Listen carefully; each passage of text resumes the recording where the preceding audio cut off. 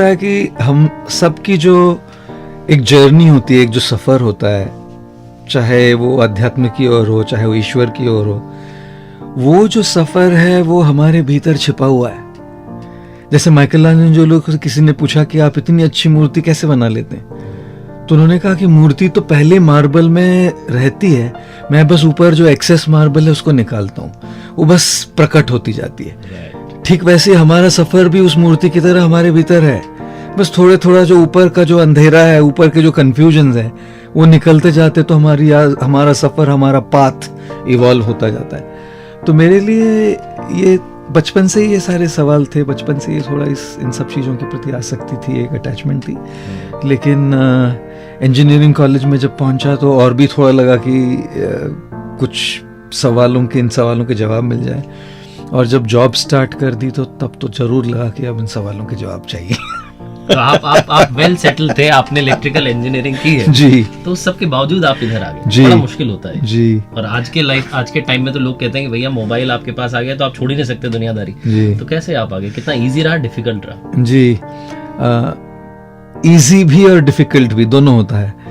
सबसे पहले तो मैं जब HP में जॉब कर रहा था तो मैंने अपने आप से एक सवाल पूछा कि अगर मैं एवरेज 8 घंटा रोज का जॉब पर काम करता हूँ, अपने वर्क प्लेस में 8 घंटे रहता हूँ, और हफ्ते के 5 दिन वीकेंड छुट्टी हो तो हफ्ते के 40 घंटे मेरे वर्क प्लेस पे जाते हैं, और अगर साल में मैं 50 घंटे काम करता हूँ तो 50 हफ्ते काम करता हूँ तो साल के 2000 घंटे वर्क प्लेस पे जाते हैं, और अगर जिंदगी भर 45 साल काम करूं तो जिंदगी के 90,000 घंटे मेरे वर्क प्लेस पे जाने वाले हैं, जो मेरे जिंदगी के 10 साल है।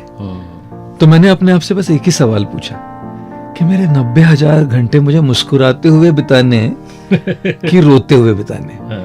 और हालांकि मेरी जॉब में और मेरे वर्क में मैं बहुत अच्छा था, लेकिन मुझे ये लगा कि I am not cut for this. तब फिर मैंने अपने आप से पूछा तो इसके लिए कट नहीं तो फिर क्या करना क्या चाह रहे।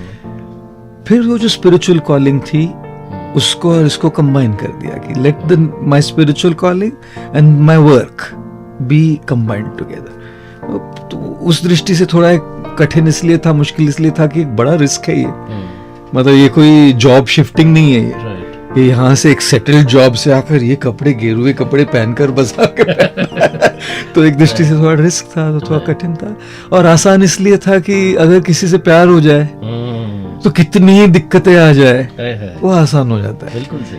तो जिस बात से, जिस काम से आपका प्यार हो जाता है तो फिर बस परमात्मा ने बुला लिया, बस आ जाओ। आपसे मैं जानना चाह रहा हूँ, काफी लोगों ने सवाल भेजा कि गुरुजी से आप पूछिए कि what is the purpose of life, इस जीवन का उद्देश्य क्या है? क्या है उद्देश्य आपके शब्दों में अगर आप? मार्क ट्वेन ने एक बहुत अच्छी बात कही थी कि there are 2 most important days in your life. सबसे इम्पोर्टेंट दिन आपकी लाइफ के, पहला जिस दिन आपका जन्म हुआ था, दूसरा दिन वो जब आपको पता लगे क्यों हुआ था।